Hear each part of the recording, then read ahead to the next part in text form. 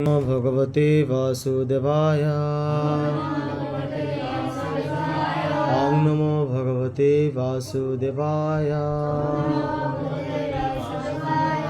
ओम नमो भगवते वासुदेवाय। আমরা আজকে ভাগবতম আমরা চতুর্থ খণ্ড যারা আছে, যারা বিশেষ আমাদের ক্লাস এবং ভাগ 1, এরা শুধুমাত্র ভাগবতমের সপ্তম স্কন্ধটা পড়াশোনা করবো। আমরা ভাগবতমের সপ্তম স্কন্ধ, ভাগবতমের সপ্তম স্কন্ধে হিরণ্যকশিপু এবং প্রহ্লাদ মহারাজের কাহিনী বর্ণিত হয়েছে। প্রহ্লাদ মহারাজ এবং হিরণ্যকশিপু এই যে লীলা, এটা ভাগবতমে অত্যন্ত গুরুত্ব সহকারে আলোচিত হয়েছে, যার কারণে শুধুমাত্র ভগবানের একটা ভাগবত একটা স্কন্ধই এই প্রহ্লাদ মহারাজ, হিরণ্যকশিপু এবং নৃসিংহ ভগবান সম্পর্কিত।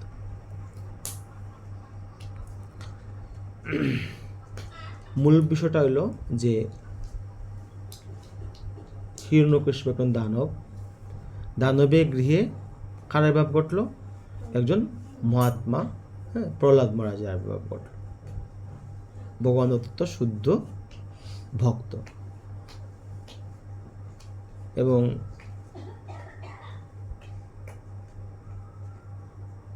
প্রহ্লাদকে তার হিরণ্যকশিপু প্রহ্লাদের কইরা যে তুমি কার সেবা কার হইতে তুমি রাক্ষসদের দৈত্যদের তুমি রাজা, আমার পরে তোমার স্থান। আমি যখন আমার পরিবর্তে তুমি এই অসুরকুলের অধিপতি, তা তোমার আচরণ হইব বিষ্ণু বিদ্বেষী। কি আচরণ হইব? সে কি হলো? সে বিষ্ণুর আরাধনা হলো।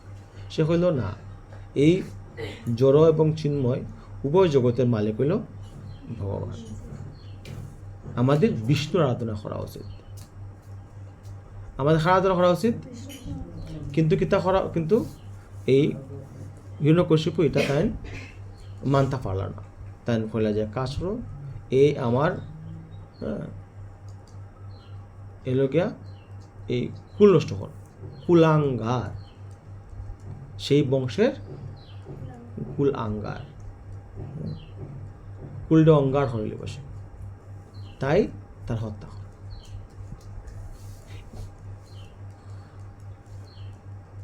তারে কি করা হলো? প্রথমে অস্ত্র দ্বারা হত্যা করার চেষ্টা করা হলো, তরোয়াল দিয়া, কিন্তু কোনোভাবেই বিভিন্নভাবে হাতে নিচে ফালানো হইলো, সাগর নিচে ফালানো হইলো, অগ্নিতে নিক্ষেপ করা হইলো, কোনোভাবে ওনারে হত্যা করা সম্ভব হইল না। পরিশেষে কি হইল যে ভগবান নৃসিংহদেব প্রকাশিত হইল এবং তারে হত্যা করল। কার হত্যা করলা? হিরণ্যকশিপুর হত্যা করল। তো এটা এই স্কন্ধের মূল বিষয় হইল গিয়া ভক্ত রেখে রক্ষা করে। কোনো এই জাগতিক কোনো সম্পদ, অর্থ, প্রভাব, প্রতিপত্তি কোনো কিচ্ছু কি তা রক্ষা করতে পারে? এটা অত্যন্ত গুরুত্ব সহকারে এই স্কন্ধে আয়োজিত হয়েছে। আজকে একাদশীর দিন আমরা ভাগবতম পড়লাম, এটা আমাদের অনেক সৌভাগ্য। তো এই যে গুরুত্বপূর্ণ একটা বিষয় যে আমরা ভক্তি করলে কি তাই লাভ, কি তাই লাভ ভগবান তোমারে রক্ষা।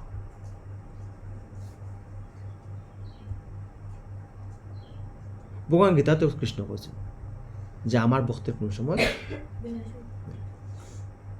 কিন্তু ভক্ত কতটুকু ভগবানের প্রতি ঐকান্তিকতা পোষণ করে,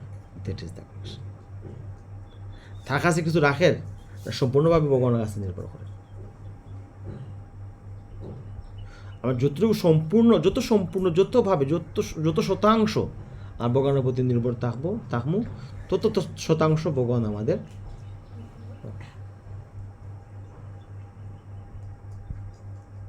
চৈতন্য মহাপ্রভুর লীলা আমরা দেখতাম পারি যে ওনার সাথে একজন ভক্ত তার কিছু সম্পদ জমা রাখছিলাম 4 দিন ব্যবহার করা লাগে অর্থ কি 2টা অর্থকে দেরিয়া বলতে কি তাইলো তোমার কিতা কইলা এখন তোমার বিষয়ের প্রতি আসক্তি রয়েছে তুমি ভগবান তিনি বইতে আসছো না যাও তুমি বাড়িতে গিয়া তুমি বুঝো না অনাসক্ত হইয়া খাস বা করতে তুমি বয়স বা করো তুমি অনাসক্ত হইয়া তান সাথীরে তাইন ব্যাক করাইছে বাড়িতে নিয়ে গেছে এখানে যেত তাই আমাদের খার নির্ভর থাকতে প্রশ্ন এবং ভগবান প্রতি নির্ভর থাকলে ভগবান আপনাতেই আমাদের সব কিছু পূরণ বহু লীলায় বহুভাবে বহু উপাখ্যানে আমরা দেখছি যে এটা সত্যতা।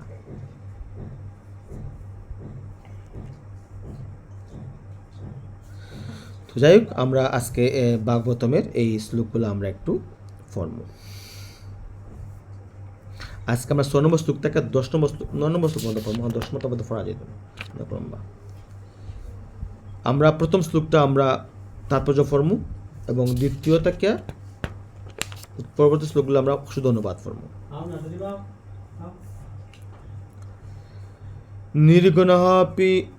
নির্গুণঃপি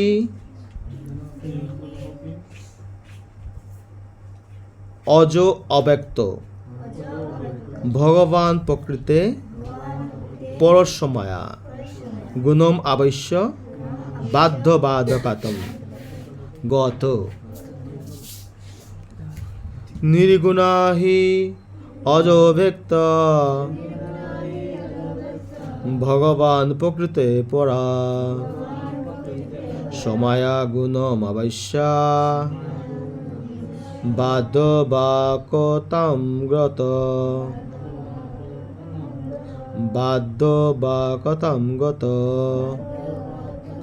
নির্গুণাপি অজব্যক্ত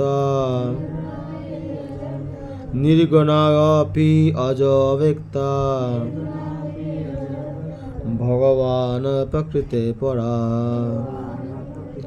সময়া গুণম অবশ্য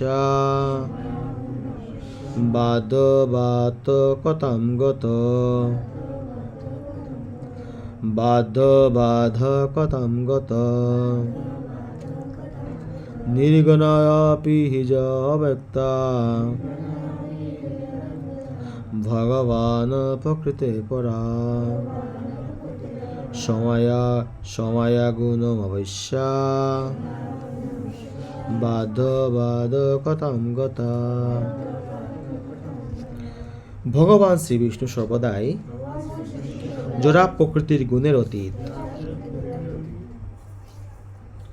এবং তাই তাকে বলা হয় নির্গুণ। যেহেতু তিনি অজ, তাই তার রাগ এবং তার দেশের দ্বারা প্রভাবিত জড় শরীর নেই। যদিও ভগবান সর্বদাই জড়গুণাতীত, তবুও তার স্বরূপ শক্তির প্রভাবে তিনি একজন সাধারণ মানুষের মতো আবির্ভূত হয়ে আপাত দৃষ্টিতে একজন বদ্ধ জীবের মতো কর্তব্য এবং দায়িত্ব স্বীকার করেছেন। আমি একটু অনুবাদটা আবার পড়ি, তোরা মন দিয়ে শুনো। ভগবান শ্রী বিষ্ণু সর্বদাই জোড়া প্রকৃতির গুণের অতীত এবং তাই তাকে বলা হয় নির্গুণ। যেহেতু তিনি অজ, তাই তার রাগ এবং দেশের দ্বারা প্রভাবিত জড় শরীর নেই। যদিও ভগবান সর্বদাই জড়াতীত, তবুও তার স্বরূপ শক্তির প্রভাবে তিনি একজন সাধারণ মানুষের মতো আবির্ভূত হয়ে আপাত দৃষ্টিতে একজন বদ্ধ জীবের মতো কর্তব্য এবং দায়িত্ব স্বীকার করেছেন। এই শ্লোকের অনুবাদ এবং তাৎপর্য করেছেন জগদীশ্বর প্রভুপাদ কি চাই। তাৎপর্য সবাই মন দিয়ে শুনো। তথাগত রাগ, দেশ এবং দায়িত্ব ভগবান থেকে উদ্ভূত জোড়া প্রকৃতির সঙ্গে সম্পর্কিত। কিন্তু ভগবান যখন এই জড়জগতে অবতরণ করেন, তখন তিনি তার চিন্ময় স্থিতিতে অধিষ্ঠিত থেকেই তা করেন। যদিও জড় দৃষ্টিভঙ্গির পরিপ্রেক্ষিতে তার কার্যকলাপ ভিন্ন ভিন্ন মনে হয়, কিন্তু চিন্ময় দৃষ্টিতে তা পরম এবং অভিন্ন। তাই যদি বলা হয় যে তিনি কারো প্রতি বিদ্বেষ ভাবাপন্ন অথবা কারো প্রতি বন্ধু ভাবাপন্ন, তাহলে ভগবানের উপর দ্বৈত ভাব আরোপ করা হয়। ভগবান সগুণ না নির্গুণ? সে আগে কইছে, তারা খাওয়াইছে না খাওয়ার লাগে? আমার সেটা প্রশ্ন অবশ্যই উত্তর দিব।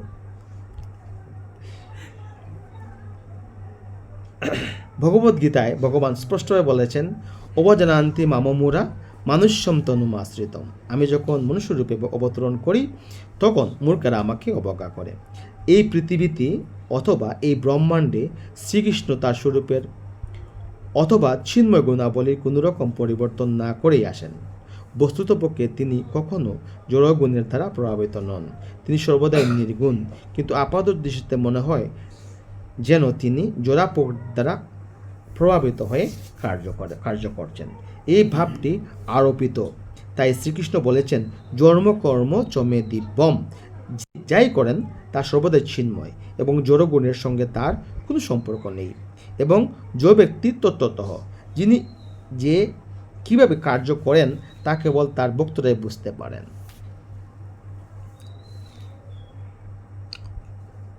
আমরা এই বয়সে, এই সময়ে আমাদের কি তা করার কর্তব্য আছে? খেলা করার কথা আছে, টিভি দেখার কথা আছে, হালকা হালকা বিড়ি টান দেওয়ার কথা আছে, আসেন না? আসেন? কিন্তু দেখা যায় যেটা বাদ দিয়ে আমরা কিতা করলাম, অন্য আইয়া গীতা পাঠ করলাম, ভাগবতম পাঠ করলাম, কীর্তন করলাম, নাচরাম, গাইরাম, আর খারাম গীতা ওই খিচুড়ি, ডেলা খিচুড়ি, আর নাইলে ওই ফল, আসলে তো ফল টল মনে কিছু কিছু আনার জন্য নেই। এই যে আমাদের এর প্রতি আকর্ষণ, এর কারণ কিতা? প্রমেহ কিতা কেন আকর্ষণ হয়?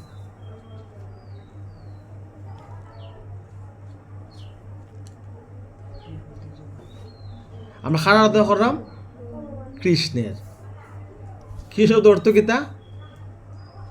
কর্ষতে ইতি কৃষ্ণ, মানে কিতা বলেন তা আকর্ষণ হল।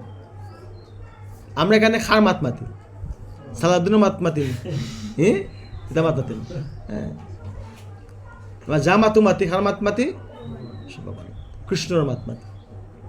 কৃষ্ণ কিতা হয়? কৃষ্ণ কিতা হয়? আকর্ষণ করেন। তাই অত বাধা অতিক্রম করেও কিন্তু আমরা এখানে, আমাদের এখানে যেটা সমস্যা সৃষ্টি হয়েছে, যেটা যে আমরা মূলত এই জোড়া প্রকৃতি দ্বারা নিয়ন্ত্রিত। জোড়া প্রকৃতি আমাদের নিয়ন্ত্রণ করে। প্রকৃতি যেমনটি স্নিগ্ধ হয়, উষ্ণ হয়, যেমন হওয়া হয়েছে শতগুণ, রজগুণ এবং তমগুণ। দিনের বাঘটা কীরকম, শতগুণ কীরকম হয়? ভোরবেলা তো স্নিগ্ধ থাকে, প্রকৃতি শান্ত থাকে, তপস্যার আদর্শ সময়।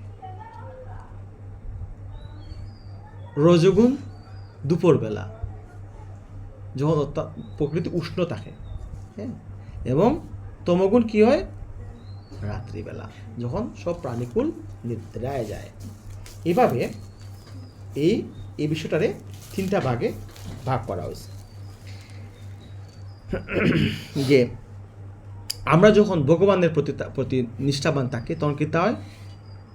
তো সত্যগুণে থাকি, আমরা সত্যগুণে থাকি। আবার যখন কোনো কারণে আমরা আসক্ত হয়ে যাই, আসক্ত বলতে আমি শব্দগুলো অনেক না বুঝতাম পারি, লোভ হয়ে যায় আমরা কোনো কিছু করতে, তা আমরা চাই, তখন কি তা হয়? যেমন একটা ফুয়া একটা ফুলিরে বালা পায়, এই বন্ধু শুনো, বালা পায়, ফুরা কি তা হয়? ওরে আমি চাই, তখন কি হয়, তার কি হয়, রজগুণের প্রভাব বৃদ্ধি পায়। মেয়ের মাঝেও ওইটা রজগুণের প্রভাব বৃদ্ধি। আর যখন দেখে এটা ফান না, তখন সে কিতা করে, তখন সে হিংস্র বাগালে যেমনি হন, হ্যাঁ, বা তার এদের যে বাধা যেটা আছে এটা সে অতিক্রম করতেছে, তখন তার এটা জ্ঞান হয়ে যায় গিয়া তমগুণ। তার তখন আর জ্ঞান কাজ করে না, কিতা কাজ করে, বুদ্ধিও কাজ করে না, খালি সে ওটা। তো এরকম পশুকুল কি, সত্যগুণ আর রজগুণ আর তমগুণ? পশুকুল বা বৃক্ষ লতাদি যারা আছে এরা, এবং এবার রজগুণ যারা আরো উন্নত জীব, আরো উন্নত চেতনা সম্পন্ন, এবং শতগুণ যারা আরো উন্নত চেতনা সম্পন্ন। দেবতাদের খাওয়া হয়েছে তারা শতগুণে আছে, দেবতারা কিসে আছে, শতগুণে আছে। মনুষ্যরা রজগুণে এবং পশু পাখিরা, অন্য জীবরা তমগুণে। ভাগ করা হচ্ছে এভাবে। কিন্তু কৃষ্ণ গীতা কইসুন, বক্তব্য গীতা আছে, গুণ না নির্গুণ, তুমি কো নির্গুণ। এই তিনটা গুণ অতিক্রম করে নির্গুণ স্তরে অধিষ্ঠিত হয়। আর এই সংসার সমুদ্রে আমরা যারা আছি, খামরা যারা খররাম, এরা কিন্তু বৃথায় আস্ফালন খররাম, যার কোনো অর্থই বহন করে না।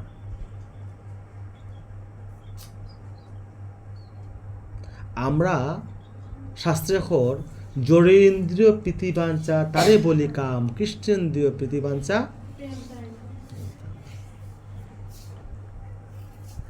আমরা যারে খরাম আই লাভ ইউ, 6 মাস পরে হেউ জায়গা আমার কাছে আই হেট ইউ। হ্যাঁ, জড়েন্দ্রিয় না চিন্মেন্দ্রিয়, ইন্দ্রিয়কে জোড়া চেতন।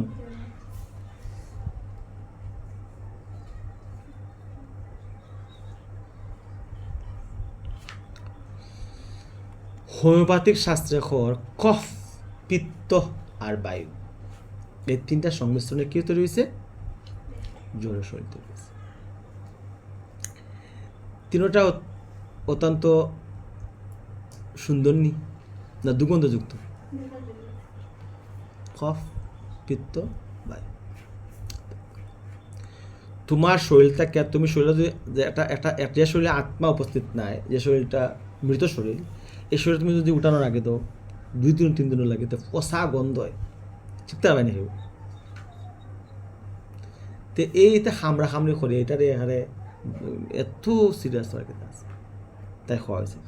এই ভগবান কী করছে, সুযোগ দিছে যে এই দেহ নামক যন্ত্রের অবগাহন করিয়া ভগবানের প্রাপ্ত হওয়া, ভগবানের উপস্থিতি উপলব্ধি করা।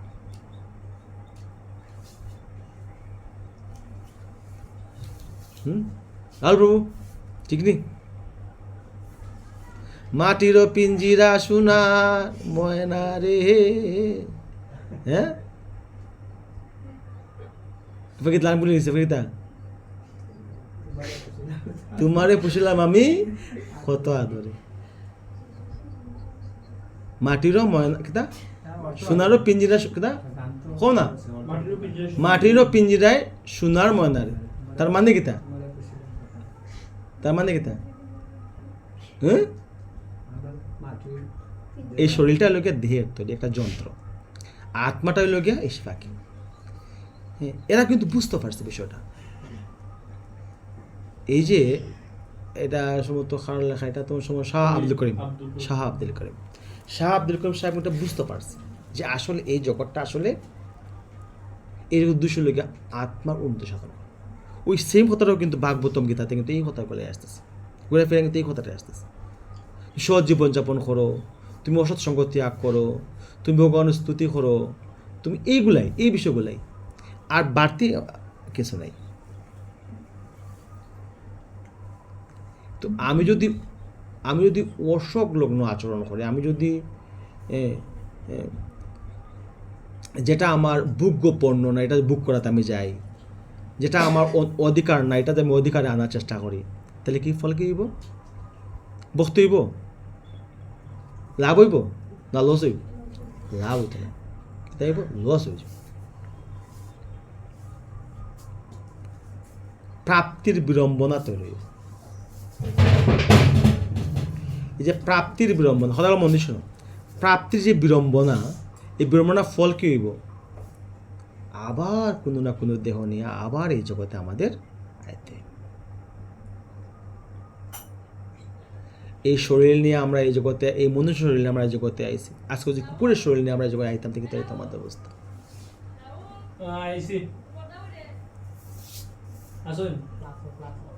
তো এই যে আমাদের অবস্থা, আমরা যেন বোঝার চেষ্টা করি, আমার জন্য এগুলোর জন্য বাস্তবিকভাবে অঙ্ক কষে যেন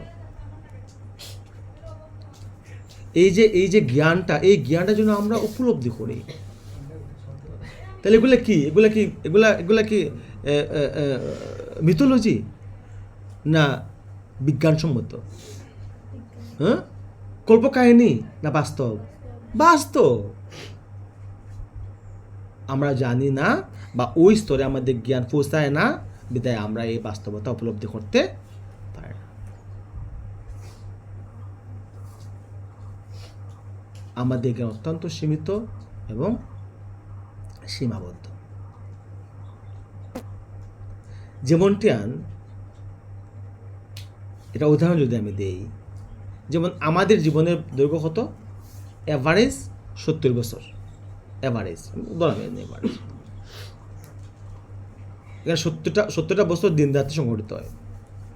এমন অনেক জীব আছে যার আয়ু 1 ঘন্টা। সে যদি দিনের বেলা জন্মগ্রহণ করে তাহলে তার কাছে রাইত আসেনি? বুঝার চেষ্টা করো, মাথা গাড়াইও না, বুঝো না। সে হয়তো রাত বলতে একটা কিছু আছে। সে দিনের বেলা জন্মগ্রহণ করে 1 ঘন্টার ভিতরে মরে যায়, সে হইতে পারবো না। তার কাছে বাস্তবতা কি? দিন। সে যদি তার তো রাতে কথা শুনছে কি তা কইব? দুধ বেটা পাগল, রাতে বলতে কিছু আছে না, খুব না।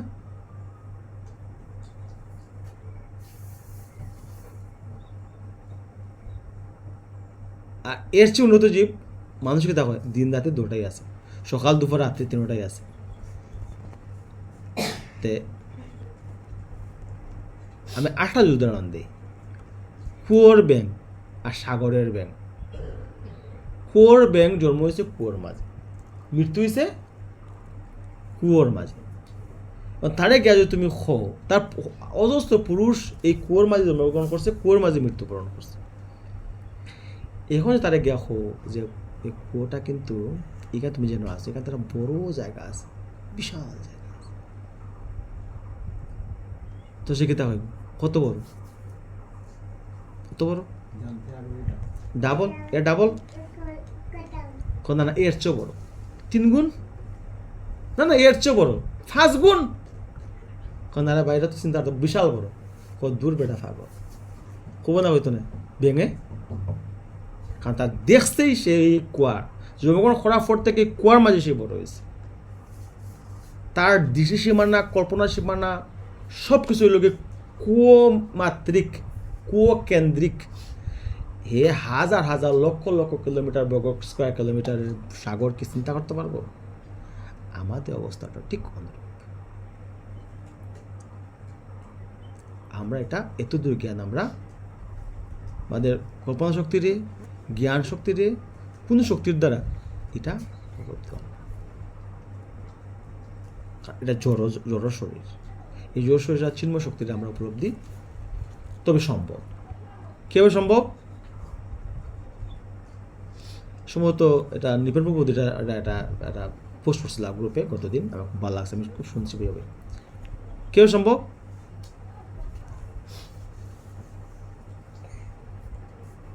শুধুমাত্র হরিণ নামে নয়।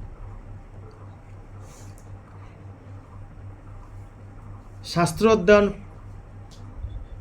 দরকার আছে, কিন্তু সবচেয়ে বড় দরকার হলো সংকীর্তন, ভক্ত সংঘ করতে। আমরা ক্লাসের শেষে আমরা একটু হাতে তালি দিয়ে কীর্তন করব। আচ্ছা, আমরা যেখানে আসলাম, তো এই ভাবটি অরাপিত। তাই শ্রীকৃষ্ণ বলেছেন, জন্ম কর্ম চমে দিব্যম, তিনি যাই করেন তা সর্বদাই চিন্ময় এবং জড় গুণের সঙ্গে তার কোনো সম্পর্ক নেই এবং জমে ব্যক্তিত্ব, তিনি যে কীভাবে কার্য করেন তা কেবল তার ভক্তরাই বুঝতে পারেন। বাস্তব সত্য হচ্ছে, শ্রীকৃষ্ণ কখনোই কারো প্রতি পক্ষপাতিত্ব করেন না, তিনি সর্বদাই সকলের প্রতি সমভাবাপন্ন। কিন্তু জড় গুণের দ্বারা প্রভাবিত কুলসিত দৃষ্টির দ্বারা দর্শনের ফলে শ্রীকৃষ্ণের উপর জড় গুণাগুলি আরোপ করা হয়। কেউ যখন তা করে তখন সে একটি মূঢ়তে পরিণত হয়। পরম তত্ত্বকে যথাযথভাবে যখন হৃদয়ঙ্গম করা যায় তখন ভগবত ভক্ত হয়ে নির্গুণ হওয়া যায়, অর্থাৎ সমস্ত জড় গুণ থেকে মুক্ত হওয়া যায়। কেবল শ্রীকৃষ্ণের কার্যকলাপের হৃদয়ঙ্গম করার মাধ্যমে জড়গুণের অতীত হওয়া যায় এবং জড়াতীত হওয়ার মাত্রই চিৎ জগতে ফিরে যাওয়ার উপযুক্ত হওয়া যায়। তত্ত্বাদেহাম পূর্ণজন্ম নৈতি মামেতি সুঅর্জুন। যিনি ভগবানের কার্যকলাপ তত্ত্ব হৃদয়ঙ্গম করতে পারেন, তিনি তার জড়দেহ ত্যাগ করার পর চিৎ জগতে ফিরে যান। সপ্তম শ্লোক অনুবাদ। হে মহারাজ পরীক্ষিত, সত, রজ এবং তম এই তিনটি গুণ জোড়া প্রকৃতিজাত এবং সেগুলো ভগবানকে স্পর্শ পর্যন্ত করতে পারে না। এই তিনটি গুণ একই সময়ে হ্রাস অথবা বৃদ্ধিপ্রাপ্ত হয়ে কার্য সম্পাদন করতে পারে না। আমরা এখন এই সিস্টেমটা উল্টাইলাম। পরবর্তী সাইডটা অনুবাদ করব, এখানে 60 জন, ঠিক আছে? প্রথম অনুবাদ এটা আমি পড়লাম, সপ্তম তোমা পড়ব, তারপর তুমি দিবা হারে দিবা, যে পড়তে আগ্রহী তারা দিবা, জুড়ে জুড়ে তাড়াতাড়ি, তার সময় নেই তাড়াতাড়ি। হ্যাঁ, অনুবাদ। হে মহারাজা পরীক্ষিত, জুড়ে, হে মহারাজা পরীক্ষিত, আরো জুড়ে, হে মহারাজা পরীক্ষিত, হরে কৃষ্ণ। হ্যাঁ, সত্য, রজ এবং তম এই তিনটি গুণ জড়া প্রকৃতিজাত এবং সেগুলো ভগবানকে স্পর্শ পর্যন্ত করতে পারে না। এই তিনটি গুণ একই সময়ে হ্রাস অথবা বৃদ্ধিপ্রাপ্ত হয়ে কার্য করতে পারে না। কিতাব হচ্ছে আমরা হোসেন দেখি তোমা প্রমিটেন্দ, আমাদের এই রজ, শত, রজ এবং তম এর গুণের প্রভাবে আমরা প্রভাবিত, ভগবান দ্বারা প্রভাবিত নেই। তিনটা উঠতে দাও তাড়াতাড়ি সব তাড়াতাড়ি সময়। প্রমি অষ্টম শ্লোক পড়ো, অনুবাদ জুড়ে পড়ো, জুড়ে। যখন শতগুণ বৃদ্ধি পায় তখন ঋষি এবং দেবতারা সেই গুণের প্রভাবে প্রাধান্য লাভ করে এবং তারা ভগবানের দ্বারা অনুপ্রাণিত হয়। তেমনই যখন রজগুণের প্রভাব বৃদ্ধি পায় তখন অসুরেরা উন্নতি সাধন করে এবং যখন তমগুণের প্রভাব বৃদ্ধি পায় তখন যক্ষ এবং রাক্ষসেরা উন্নতি সাধন করে। ভগবান সকলের হৃদয়ে বিরাজ করে শত, রজ এবং তমগুণের প্রতিক্রিয়াকে ফলপ্রসূ করেন।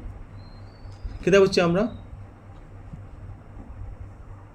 যখন শতগুণ বৃদ্ধি পায় তখন দেবতারা প্রাধান্য লাভ করে আর ভগবানের দ্বারা অনুপ্রাণিত হয়।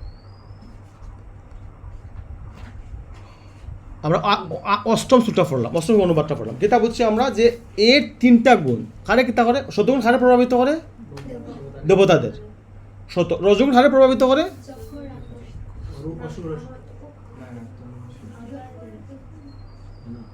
অসুরদের। আর তমগুণ কারে প্রভাবিত করে, যোগ করা করে। বুঝা গেছে বিষয়টা? বুঝছো নি? তুই থেকে বুঝছো না? শতগুণ দেবতাদের, রজগুণ অসুরদের এবং তমগুণ রাক্ষসদের। এই সমাজে তিনটা শ্রেণীর লোক আছে নি না নাই? দিকে একটা উদাহরণ তো, শতগুণে খেলা আছে বলছেন দেখি।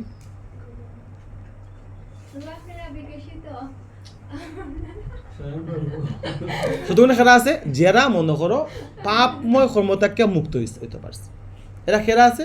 শতগুণে আছে যারা জীবে দয়া করে, হ্যাঁ, জীবে দয়া কৃষ্ণ নাম করে, এরাই শতগুণে আছে। রজগুণে খেলা আছে যারা সন্ত্রাসী করে, হ্যাঁ, যারা রাজা হইতো স্যার, যারা খুব পাওয়ার কাটাইতো স্যার, হ্যাঁ, যারা নিয়ন্ত্রণ করতো স্যার, এরা কিতা আছে? রজগুণে আছে। আর যারা কিতা করে? মায়ের করে, হত্যা করে, সন্ত্রাসী করে, বিচার বহির্ভূত হত্যাকাণ্ড করে, কিছু না নেই, ডাকাতি করে, এরা কি আছে? আছে ব্যাপারটা হোক নয় অনুমান 8 প্রশ্ন না 7 8 9 হ্যাঁ।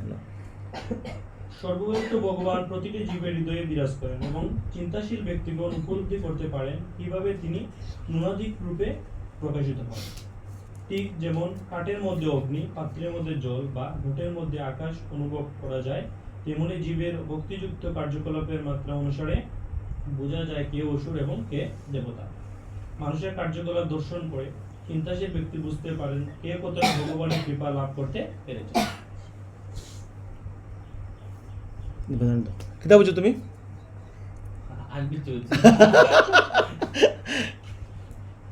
তাইলে আমরা ভক্তি কতটুকু গভীর লাভ ওরা লাভ করছে, ভক্তি কিভাবে আমরা মাফ যোগ করতাম পারি, এটা আমাদের উপলব্ধ বিষয় না। কার উপলব্ধ বিষয়? ভগবান। কাঠের মধ্যে অগ্নি, পাত্রের মধ্যে আকাশ, কি প্রতিফলিত। এর ভক্ত এই বিষয়গুলা উপলব্ধ করতে পারে।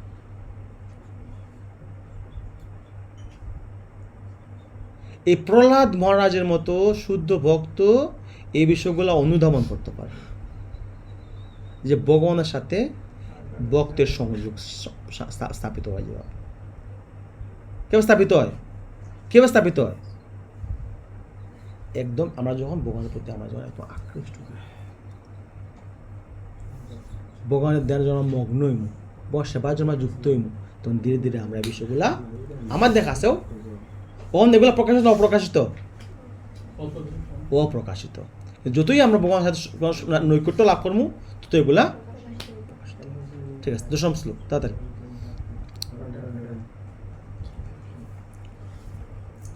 ঐশ্বর্যযুক্ত শ্রীসম্পন্ন বল প্রবাহাদির আধিক্যযুক্ত যত বস্তু আছে সেসবই আমার শক্তির অংশ সংযুক্ত বলে জানবে। আমাদের ব্যবহারিক অভিজ্ঞতায় আমরা দেখতে পাই যে এক ব্যক্তি অত্যন্ত অদ্ভুত সমস্ত কার্য করতে সক্ষম, কিন্তু অন্যরা তা পারে না। এমনকি সাধারণ বুদ্ধি দিয়ে যে কাজ করা যায় তা পর্যন্ত তারা করতে পারে না। তাই ভক্ত কতখানি ভগবানের কৃপা লাভ করেছেন তা তার কার্যকলাপের দ্বারা বোঝা যায়।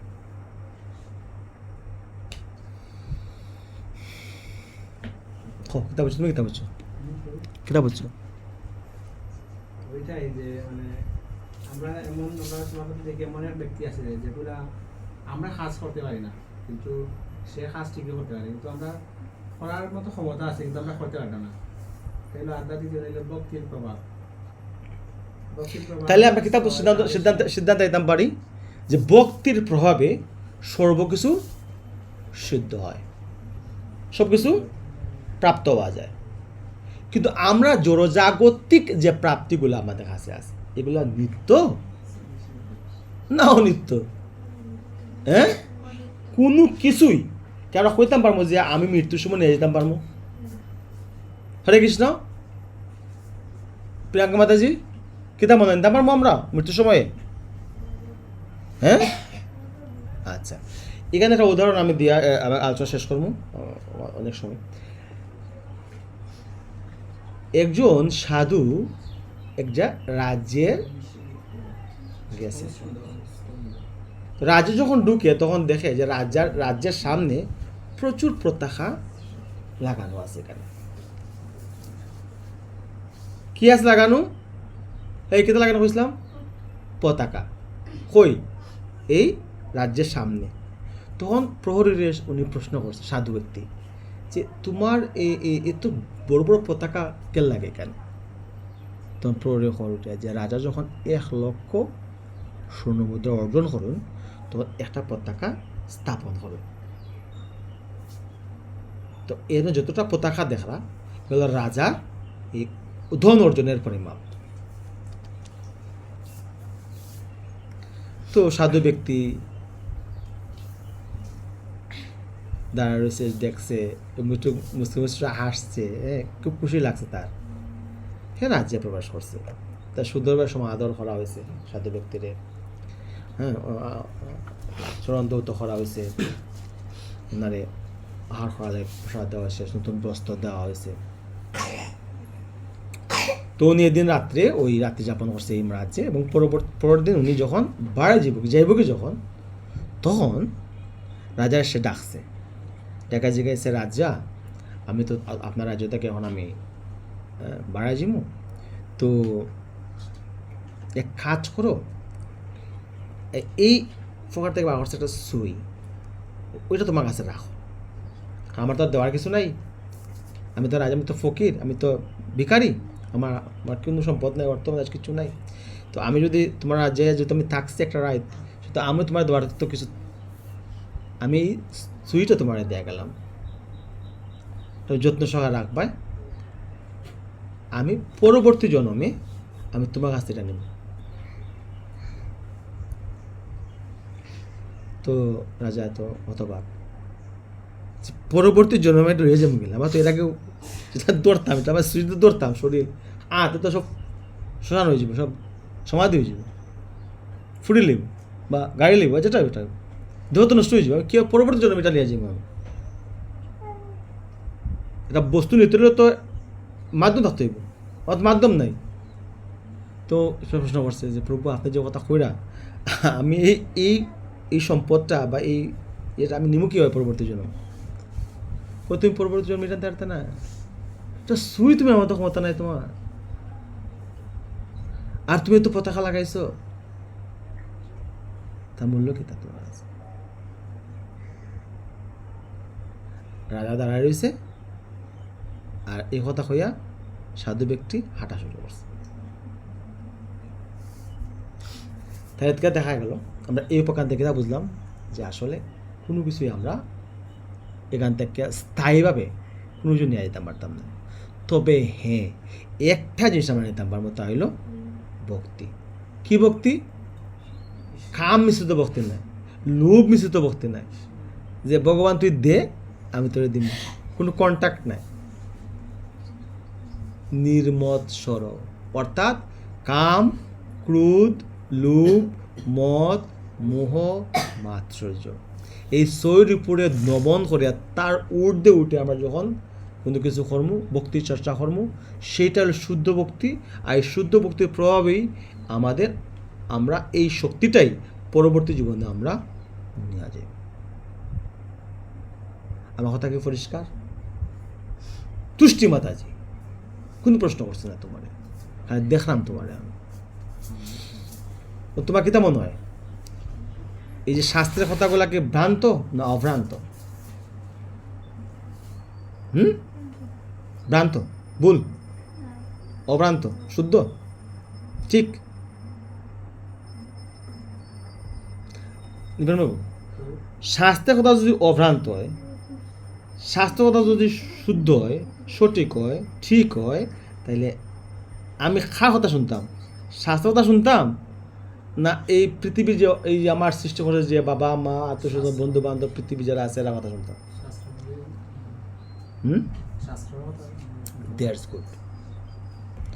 শাস্ত্রে যা হইব তাই রাইট, যে শাস্ত্রের যে অবান্ত আমাদের বিষয়গুলোর জন্য আমরা উপলব্ধ, ঠিক আছে? আমরা যে বিষয়গুলোর জন্য শুধু বুঝি না, বাস্তব জীবনের কাজে লাগে। দেখো, এই জগৎ থেকে আমরা কিছু নিতে পারতাম না। রাজা হাজার হাজার লক্ষ লক্ষ স্বর্ণ মুদ্রা মালিক, যাওয়ার সময় কিন্তু হয়েছে সাধুটা সুইও লয়ে যেতে পারবো, ঠিক আছে? আমরা সব বুঝছি। আমরা আগামী সপ্তাহ কিতা পড়বো?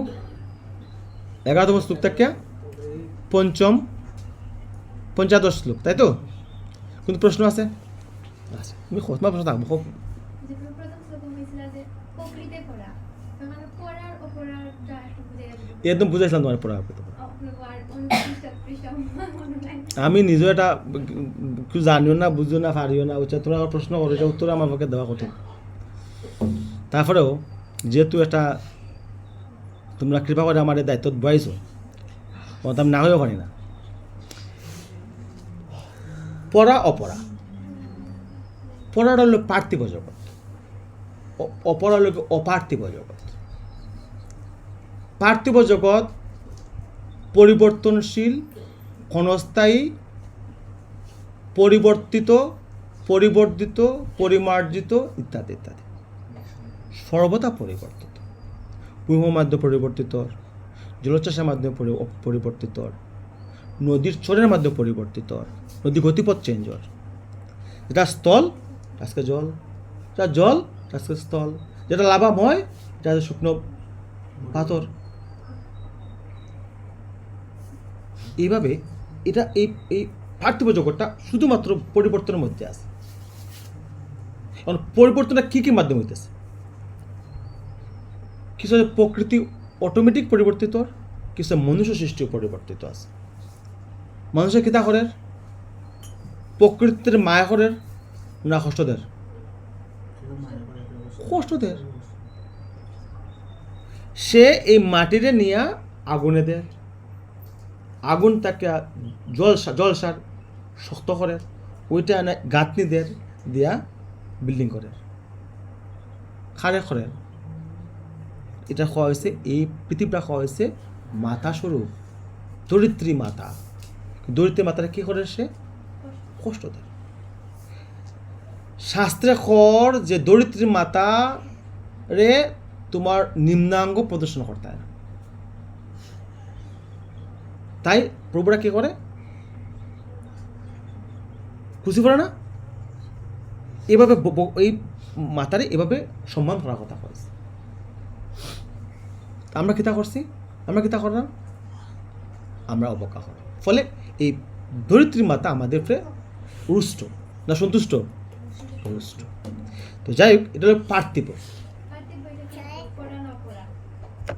পড়া পড়া পড়া। আর অপরাটা হলো কি? স্থির, চিন্ময়। চিন্ময় মানে চিন্ময় হলে তো অনেক সময় আমরা বুঝি না, আমরা চিন্ময় সত্য মুখস্থ করলে, কিন্তু চিন্ময় সত্য বলতে কি তা কিরকম? একটা উদাহরণ দাও আমারে। যেমন এই এই এই এই জগতে সবাই লোক সময় গতিশীল, সময় যার না যার না, সকাল থেকে দুপুর, দুপুর থেকে বিকাল, বিকাল থেকে সন্ধ্যা, সন্ধ্যা থেকে রাত, রাত থেকে আবার। কিন্তু কিন্তু অপার্থিব জগৎ বা অপরা জগৎ যেটা, এটা কি ওর? এটা স্থিতি থাকে, সময় স্থিতিশীল। সময়টা কি ওর? স্থিতিশীল। বয়স যা আছে তা। সময় বয়স কি ওর? এই শেষে বুঝো, সময় কি ওর? স্থিতিশীল। কৃষ্ণ বয়স 16 বছর, মানে 16 বছর, 16 বছর একদিন ওর না,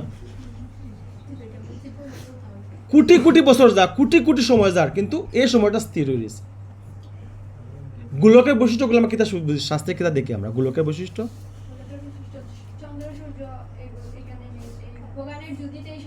হ্যাঁ,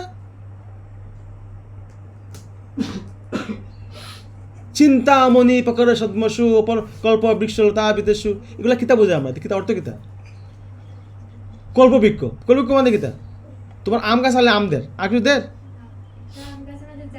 যা তা কল্পবৃক্ষ যা চাইবা।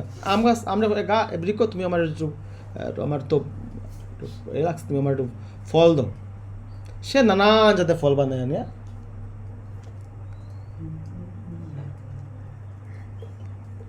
আর কি হয়েছে? চিন্তামণি প্রকার সদ্মসু। চিন্তামণি মানে এই মাটিটা চিন্তামণি মাটি, পাথর, চিন্তামণি। আমরা একটা পাথর নাম জানি, পরশ পাথর নাম জানি না আমরা, নাম শুনছি আমরা পরশ পাথরের নাম, যে তুমি লোহাত লাগাইলে লোহা শোনা হয়ে যায়, এটা এটা পরশ পাথর। এটা লোকে চিন্তামণি প্রকার সদ্মসু। যা চিন্তা হবে তাই ফল তোমার হাতে বসে। এখানে কি হয়? প্রত্যেকটা বস্তু, প্রত্যেকটা জীব অনুজীব সব কিছু চেতনময়। আমাদের শরীরে কি তৈরি কি? আমাদের শরীর তৈরি কি? হ্যাঁ, জোর উপাদান দেয় কি আছে? মাটি, পানি, জল ইত্যাদি পঞ্চভূতে তৈরি। এখানে শরীরে কী দিয়ে তৈরি? এখানে শরীরগুলো কী দিয়ে তৈরি? গাভীর শরীর কী দিয়ে তৈরি? এই যে আমার খাওয়া হয়েছে যে সুরভি গাভী কথা খাওয়া হয়েছে, সুরভি কি কিসের তৈরি? এই জল, মাটি, পানি দিয়ে তৈরি। কী দিয়ে? চিন্ময় উপাদান দ্বারা।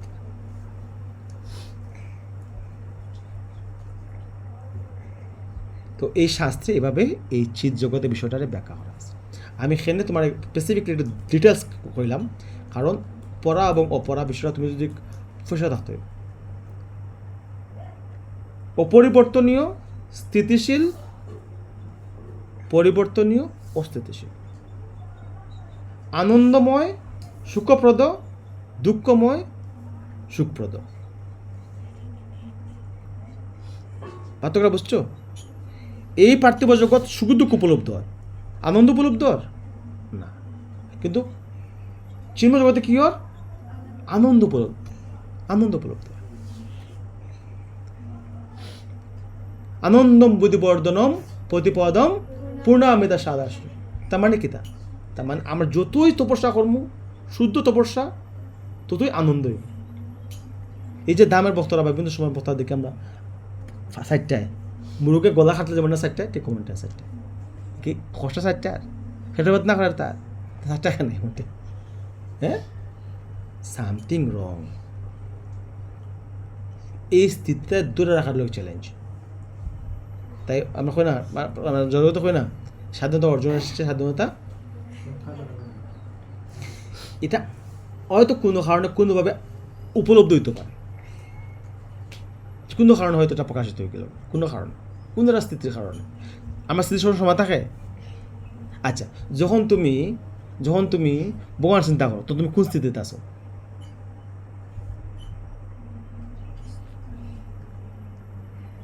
শুদ্ধ স্থিতি আছে তোমার, ঠিক না? যখন তুমি টাকার চিন্তা করো, তো তুমি কোন স্থিতিতে আছো? কথা কও না কেন? তুমি টাকার চিন্তা আছো, লোভ পড়া, তুমি কোন স্থিতিতে আছো? রজগুণে আছো। আর যখন তুমি চিন্তা করা যে আমার তো পিয়া একটা স্যুপ দিলাইছে, তাহলে সেমনি একটা স্যুপ আমি দিতাম, হ্যাঁ, তো তুমি কোন স্থিতিতে আছো? তো মোবাইলে আছে। আই দিনের ভিতরে আমাদের স্থিতি চেঞ্জ হন না।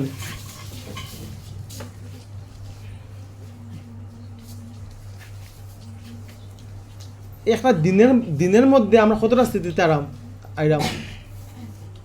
3 নম্বর স্থিতিতে আমরা এখন সময় এখন স্থিতিতে যাইলাম। হয়তো আমরা উপলব্ধ হয়েছে ওই সময়ে, যে সময় আমি বোয়া চিন্তা করছিলাম, ওই সময় দেখা গেছে আমার এই শক্তিটা আমার একটু নাড়া দিছে, আর আমি আবেগের কারণে এই স্থিতিটাকে আমি একটু লাড়াচাড়া দিলাইছি, এটা আরও একটু যন্ত্রণা হয়ে উঠছে। এটা থাকবো নি? রাখাটা সহজ না কঠিন? মহা কঠিন। কারণ আমার শরীর তো এটা 15-16-17 বছরের শরীর, আর 80 বছর শরীর পার্থক্য আছে না? নাই, হ্যাঁ, 16-17 বছর 18 বছর শরীর তো নানান ধরনের প্রতিক্রিয়া হওয়ার, উদ্গৃত লাভার লাগা, নানান ধরনের প্রতিক্রিয়া হওয়ার। এগুলা তার জ্ঞানেও না অজ্ঞানেও? অজ্ঞানেও। কারণ সে জানে এটা অর্থহীন, কিন্তু তার বেগ নিয়ন্ত্রণ করতে পারে না। জানের যে আমার sexual desire is not a actual desire, এটা ডিস্টার্বিং ডিজায়ার, কিন্তু সেটা করে। কারণ ওই যে দেখা করে বাঘছে না, কোন জানি ভাই, দেখা করে বাঘছে না, তাই যে খাইলে পেয়ে জানেন না, এ জুম্পু জাম্পি দেয়। আমাদের এই বিষয়গুলো কিন্তু নোটিস জানতে বুঝতে বিষয়। যখন আমরা বিষয়গুলো বুঝবো, কোন সময় বুঝবো? আমরা তপস্যার ফলে বুঝবো। শারীরিক, মানসিক দুই জায়গা থেকে জায়গায় আমরা যখন শুদ্ধতা দেখো, শরীরে করো উপরে পালা ভাই, হ্যাঁ, মনে কর তো শারীরিক শুদ্ধতা মানসিক শুদ্ধতা থাকলো নি না? তো যেখানে অশুদ্ধতা আশ্রয় গ্রহণ হইলো, ভগবান থাকলো নি না? এই যে আমরা যে ইয়ে গাই, গীত গোবিন্দ গাই না, এটা বুঝছো ঘটনাটা, বুঝছো কিতা হয়েছে? গীত গোবিন্দ কি চাইছে ঘটনা কিতা, কি কারণে গীত গোবিন্দ গাওয়া হইল? তুমি কো প্রভু। রাসলীলা চলের, কৃষ্ণ রাধা রানী একটু আগলা গেছেন, রাধা একটু বেশি পালাবেন না। তখন দেখা গেল যে এই রাধা রানী মনে করো যে কৃষ্ণ তামাশা কিছু বুঝে না, হ্যাঁ ঠিক না? আমার একটু অন্য ব্যক্তি আমার একটু আরে বাড়ি একটু স্তটের উপরে রানী, হ্যাঁ, যে এক কাজ করো আমার, তুমি কৃষ্ণ এক কাজ করো আমার কুলে করে নিয়ে যাও। কৃষ্ণ কিতা হইলে তাহলে এই রাধা অহংকার হয়ে গেছে, ওই যে তার বার্তা নিয়ে এসি, তখন কিতা করতে হইব? রাধারও ত্যাগ করলা, হরে কৃষ্ণ। তখন ওই গোপীরা দেখে রাধা রানীও ক্রন্দন করলা, তখন যে গোপী তোমারও কৃষ্ণ ত্যাগ করছে, আমরা তো অনেক আগে ত্যাগ করে আইলো, তোমারও করছে, চলো আমরা এই যে প্রেম, এই প্রেমটা আমাদের প্রেমের মতো প্রেম নেই, তাই খাওয়া হয়েছে। ওই যে হইলাম প্রেমে হইল জোরেন্দ্র প্রীতিবাঞ্চা তারে বলি কাম, কৃষ্ণেন্দ্র প্রীতিবাঞ্চা 1008টা বিয়া করছে। গতদিন একটা একজনের ব্যাখ্যা করে 1008টা বিয়া করছে কৃষ্ণ, এ তো কত বড় লুচ্চা। তো একে প্রেম, একে বিয়া করছে, বিয়া পালা করছে, ওর বউ বালা, একই সময়ে একই টাইমে সব সাথে স্বয়ং কৃষ্ণ আছেন। কোন মনুষ্য পক্ষে সম্ভব? তাহলে আমরা কোনোভাবেই জন্য জাগতিক বিষয়ের সাথে জন্য আধ্যাত্মিক বিষয় কম্পারিজম না করি। বহুত লম্বা ক্লাস হয়ে গেছে, আর আমার মা জানে কোলা না, ঠিক আছে? আমি তো অসুস্থ। আর কোনো প্রশ্ন? দেখো এক কথা কত কথা আনছে, আর কোনো প্রশ্ন? জয় শ্রীকৃষ্ণ চৈতন্য প্রভু নিত্যানন্দ শ্রী অদ্বৈত গদাধর শিবাসাদি গৌর ভক্তবৃন্দ। হরে কৃষ্ণ কৃষ্ণ কৃষ্ণ হরে হরে, হরে রাম রাম রাম। যদুষ প্রপাত কি যায়।